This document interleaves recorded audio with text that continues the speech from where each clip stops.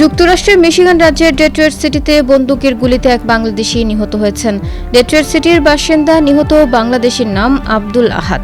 সোমবার বাদ মাগরিব আহাদের জানাজা সম্পন্ন হয়। আমার বাচ্চারা দোয়া করবা, আর যদি কোনো ভুল করতে পারে ওখানে মাফ করে দিবা।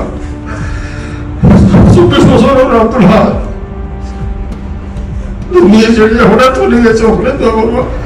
এরা বিপদ সম্মুখীন আল্লাহ আর কোনো মুসলিমদের নাম করে দোয়া করবা। এদিকে এ ঘটনায় আরও 3 জন আহতের খবর জানিয়েছে ডেট্রয়েট পুলিশ। নিউ ইয়র্কের মার্কস হোম কেয়ার এখন মিশিগানে। গতকাল রোববার রাত 10:30টায় জেন পার্ক এলাকায় ঘটনাটি ঘটে। এমন মর্মান্তিক ঘটনায় কমিউনিটিতে শোকের ছায়া বিরাজ করছে।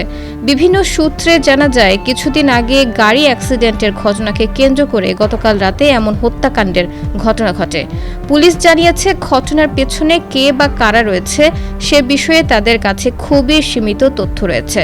তদন্ত চলছে এবং যারা দায়ী তাদের শনাক্ত ও গ্রেফতারের জন্য পুলিশ অভিযানে নেমেছে।